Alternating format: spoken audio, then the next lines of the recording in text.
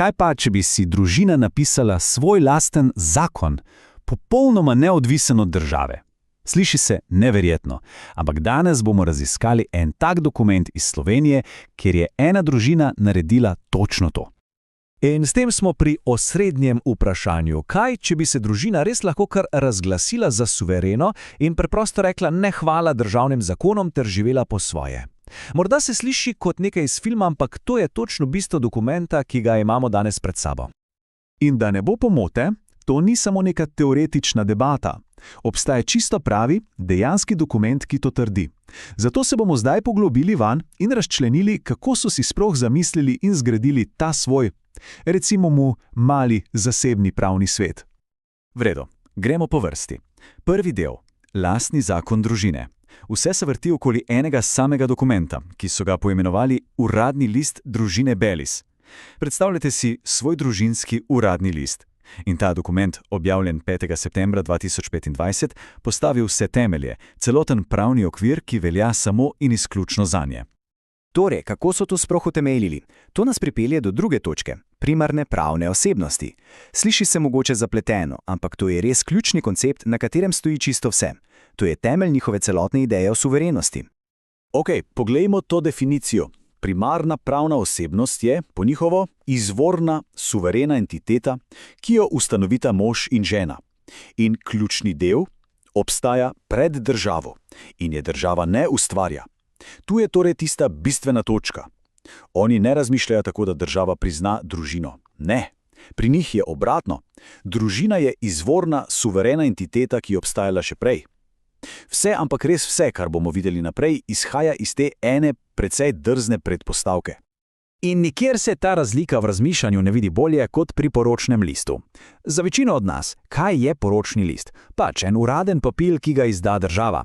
Ampak po njihovem pogledu, to je nekaj čisto drugega. To je ustanovna listina njihove suverene entitete. In državni uradnik na poroki, on ni nekdo, ki podeljuje status, ampak je zgolj priča. Samo priča, ki opazuje ustanovitev te nove suverene enote. In da ne bo nobenega dvoma, to so tudi zapisali. Citat se glasi: poročni list je hkrati in neločljivo temeljna, edina in izvorna registrska listina družine. To je to, črno na belem. Poročni list zanje torej ni samo nek simbol, ampak je pravni temelj, njihova ustava, če hočete, in na tem gradijo čisto celoten argument o svoji neodvisnosti. Dobro, imamo torej idejo o primarni osebnosti. In kam nas to pripelje? Seveda, do naslednjega logičnega koraka v njihovem svetu. Tretja točka, suverenost nad državno zakonodajo. In zdaj se pripravite, ker tukaj pridemo verjetno do najdrznejše trditve v celem dokumentu. Citat pravi: vsak zakon, ki je v nasprotju z ustavo, je za družino ničen in nezavezujoč. Samo za trenutek pomislimo, kaj to pomeni. To pomeni, da si jemljejo pravico, da za katerkoli državni zakon preprosto rečejo, to za nas ne velja. S tem se seveda razmerja moči med posameznikom in državo postavi popolnoma na glavo. Ampak to ni samo neka izjava v prazno. Ne, oni so določili čisto konkreten postopek v 3 korakih. Prvič, državni organ jim nekaj pošalje. Drugič, družina od tega organa zahteva, ne dokaže, da zahteva temelji na točno določenem členu ustave. In tretji korak, če organ tega ne more dokazati, družina akt preprosto zavrne, označi ga za pravno pomanjkljivega in neustavnega. In to je to. S tem mehanizmom svojo teorijo prenašajo direktno v prakso. Seveda pa se ta ideja o suverenosti ne konča samo pri zakonih. Ne, razširili so jo še naprej. In s tem smo pri 4. točki, ekonomska in digitalna svoboda. Poglejmo, kako si to predstavljajo. Kar se tiče gospodarstva, so si zamislili popolno avtonomijo. Lahko poslujejo kar pod svojo primarno pravno osebnostjo, torej brez da bi odpirali SP ali DOO. Vse premoženje, ki ga ustvarijo, je last te entitete družina. In potem uvedejo še ta zanimiv koncept velika ločitev. To pomeni, da ločijo resnično vrednost, delo, premoženje, ki pripada družini, od fiktivne lupine kateregakoli podjetja, ki bi ga morda registrirali pri državi. Podobno je v digitalnem svetu. Tudi tukaj so postavili jasne meje. Njihove zasebne naprave, telefoni, računalniki so zanje del doma. Torej nedotakljive brez sodnega naloga. Ne sprejemajo nobene digitalne prisile, kot so obvezne digitalne osebne izkaznice. In zahtevajo pravico do analognega, kar pomeni, da mora država za vsako digitalno storitev ponuditi enakovredno alternativo na papirju. In pika. Dobro, gremo naprej na 5. točko. Kako pa si potem predstavljajo komunikacijo z državo? No, tudi tukaj so postavili zelo jasna pravila igre. Poglejmo si tole. Protokol je res natančen. Če jim država pošilja uradno pošto, mora biti naslovljena na točno določenega direktorja družine. Če jim kakšen uradnik povzroči škodo, lahko tožijo neposredno njega kot osebo. In verjetno najpomembnejše, v pravnih sporih slovenska sodišča za njih niso pristojna. Priznavajo samo Evropsko sodišče za človekove pravice. To ni več odnos podrejenosti, ampak poskus postavitve odnosa med enakopravnima stranema. In s tem pridemo do bistva. Celoten dokument temelji na tej eni misli. Njihov odnos z državo ni hierarhičen, ampak je pogodben in enakopraven. Oni se ne vidijo kot podrejeni. Zanje je država zgolj nek ponudnik storitev. In oni kot enakopraven subjekt se odločajo, ali bodo te storitve sploh sprejeli in pod kakšnimi pogoji. Ok, zdaj pa sestavimo vse te delčke mozaika. S tem pridemo do 6. zaključne točke, modela suverene družine. Poglejmo si celotno sliko, ki so jo ustvarili. Če potegnemo črto, dokument Družina Baylis v resnici ustvarja okvir za popolnoma samoupravno entiteto. Imajo lastne zakone, lasten finančni sistem in celo svoja pravila za, recimo temu, uznanje odnose z državo. V bistvu so si zamislili nekakšno mikrodržavo v državi. Ambicioznost tega projekta je, resnično osupljiva. In s tem zaključujemo ta naš pregled. Seveda pa nas vse skupaj pusti z enim velikim vprašanjem, ki presega ta specifičen dokument. In to je, kje je pravzaprav meja med avtonomijo družine in vladavino prava? Kje se konča pravica posameznika ali družine, da si ureja življenje po svoje, in kje se začne obveznost, da vsi spoštujemo zakone, ki veljajo za celotno družbo? To je vprašanje, ki ga ta res fascinanten dokument postavlja pred vse nas. Resnično posebno. Dokument, ki se imenuje Uradni list. Ampak ne tisti, ki ga vsi poznamo. Točno. Ne gre za Uradni list Republike Slovenije, ampak za, in to je bistvo, Uradni list ene same družine, družine Baylis. In prva misel je verjetno, kaj za vraga je to?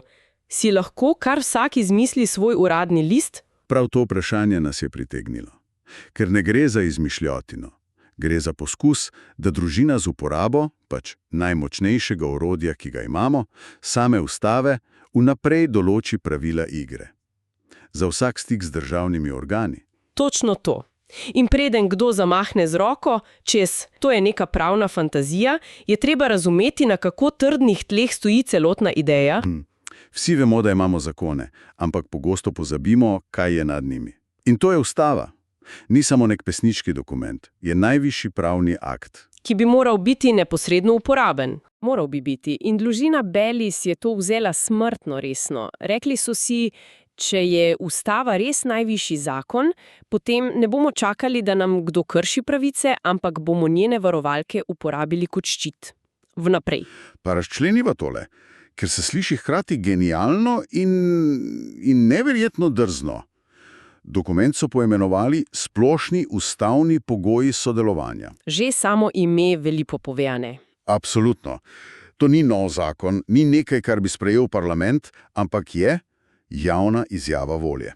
Kot bi rekli, tukaj smo, to so naše ustavna izhodišča, kdo želi z nami komunicirati, mora spoštovati ta pravila. In odkot jim moč za to? Izhajajo neposredno iz samega jedra našega pravnega sistema. Ne izmišljujejo si novih pravic. Niti ene. V dokumentu se sklicujejo direktno na ustavo, recimo na 53. člen, ki varuje družino, pa na ključni 15. člen, ki vsakomur daje pravico, da neposredno uresničuje svoje ustavne pravice. In omenjajo tudi mednarodne pogodbe. Ja, in to je zelo pomembno. Na 8. člen, ki pravi, da mednarodne pogodbe o človekovih pravicah, recimo Evropska konvencija, veljajo neposredno in imajo celo prednost pred domačimi zakoni. V bistvu so rekli: mi ne pišemo novih pravil. Točno, samo jemljemo tista najvišja, ki jih je država sama postavila, in zahtevamo, da se jih tudi sama drži. Nič več, nič manj. Se pravi, ne gre za upor proti sistemu, ampak za zahtevo po doslednosti sistema samega. Fascinantno. V dokumentu so svoj namen razdelili na 4 točke.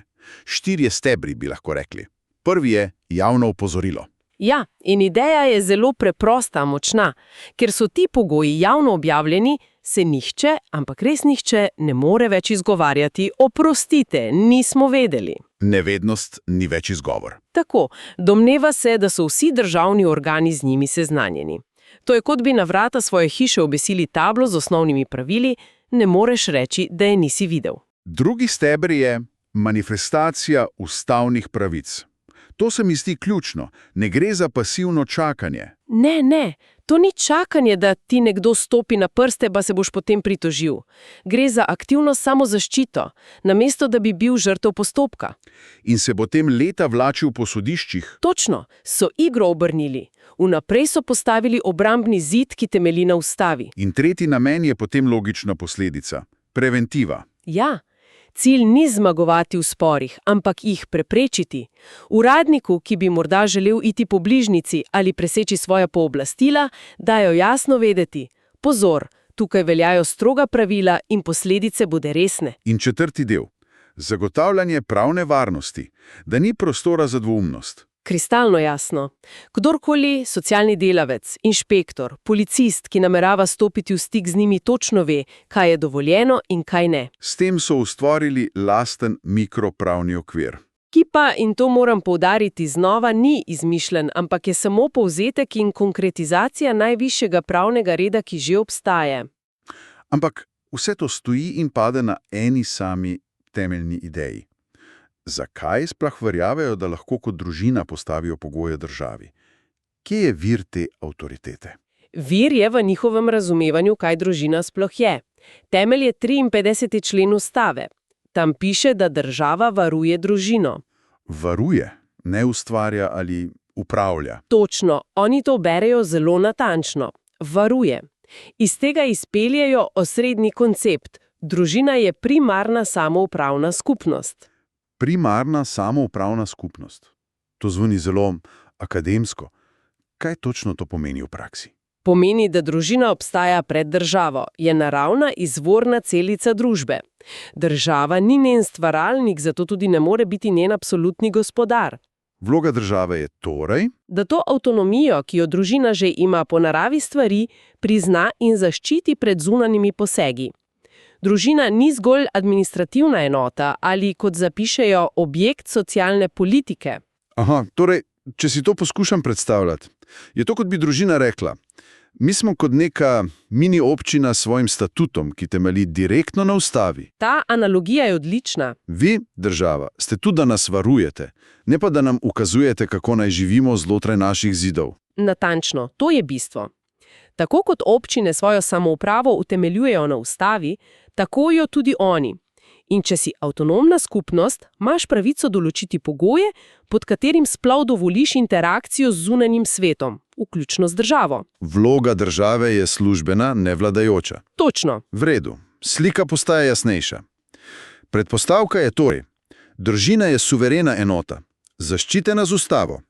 In če država že mora vstopiti v ta prostor, mora to storiti po točno določenih pravilih. 4 zavezujoča načela interakcije so postavili.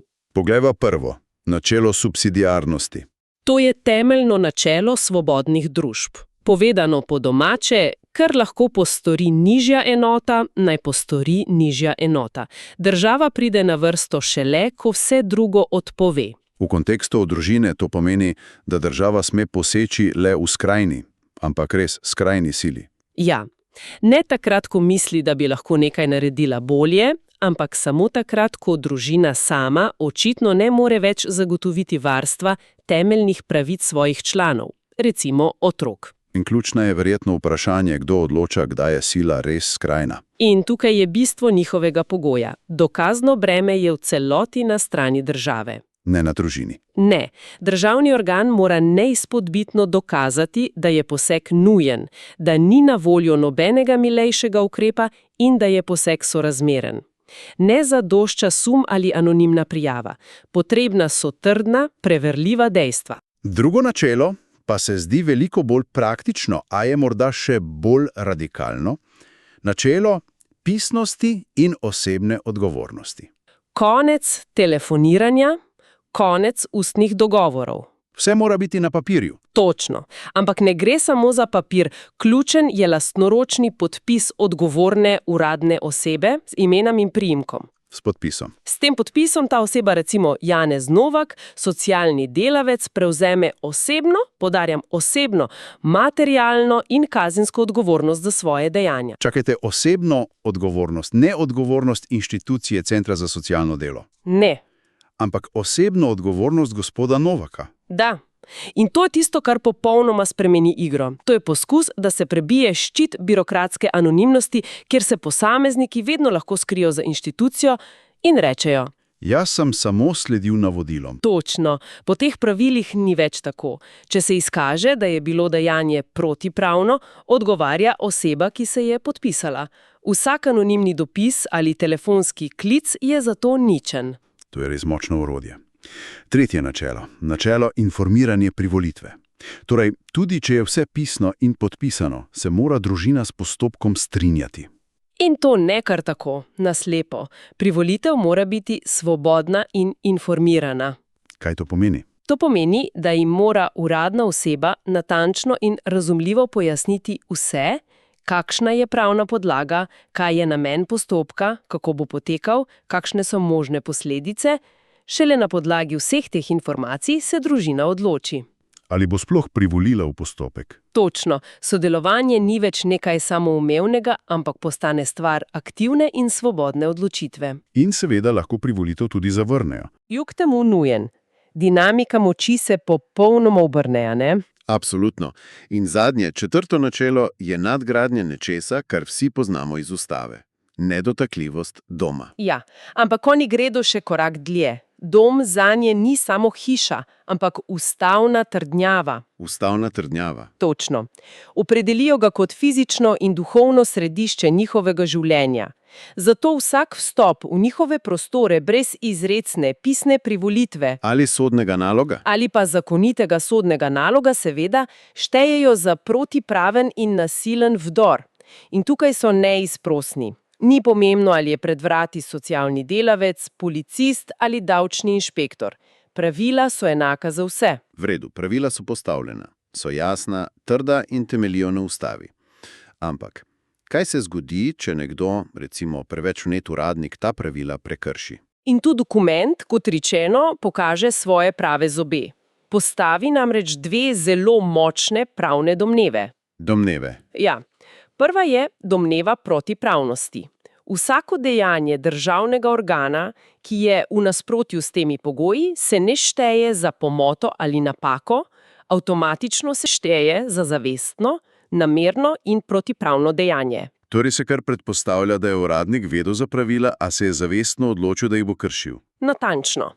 In iz tega sledi druga, še pomembnejša posledica, ki je verjetno jedro celotnega mehanizma – obrnjeno dokazno breme. Čakajte malo, to moram prav razumeti. Običajno moraš ti kot državljan dokazoval, da ti je država storila krivico, kaj ne? Ja, kar je lahko dolgotrajno, drago in izčrpljujoče. Tukaj pa oni pravijo, da mora uradnik, ki je prekršil njihovo ustavna pravila, sam dokazovati svojo nedolžnost. Da ni kršil ustave. Točno tako. To je popoln preobrat. Državni organ oziroma uradna oseba, ki se je podpisala, mora dokazati, da njegovo dejanje, čeprav je bilo v nasprotju s pogoji, iz nekega razloga ni bilo protiustavno in ni poseglo v temeljne pravice. In če tega ne more dokazati? Potem sledi polna odškodninska in kazenska odgovornost. To je ogromen pravni premik. Ampak tole zvani kot nekaj, kar bi se reševalo na sodišču. A zdi se, da imajo tudi za ta primer pripravljen odgovor, ki je morda najbolj radikalen del celotnega dokumenta. Drži.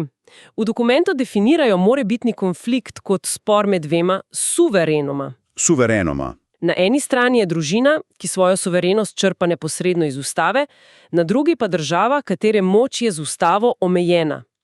In ker gre po njihovem mnenju za vprašanje temeljnih človekovih pravic, zavračajo jurisdikcijo nacionalnih sodišč. Oprostite, ampak kako lahko kar rečejo, slovenska sodišča za nas ne veljajo? Ali ne bi vsako slovensko sodišče takšnega dokumenta preprosto zavrglo? To je seveda ključno vprašanje. In dvom je na mestu. Pravno gledano ne morejo enostransko zavrniti jurisdikcije. Nihče ne more. Ampak to, kar delajo, je izjemno pametna strateška in komunikacijska poteza. V kakšnem smislu? Kot edinega priznanega arbitra v sporu določajo Evropsko sodišče za človekove pravice v Strasburgu. S tem ne poskušajo dejansko pobegniti pred pravom. Sporočajo nekaj drugega. Kaj sporočajo? Sporočajo: naš argument je tako močno in neposredno utemeljen na ustavi in Evropski konvenciji o človekovih pravicah, da smo prepričani, da bomo na koncu, na najvišji možni instanci, zmagali. Aha, predlagajo bližnjico. Točno.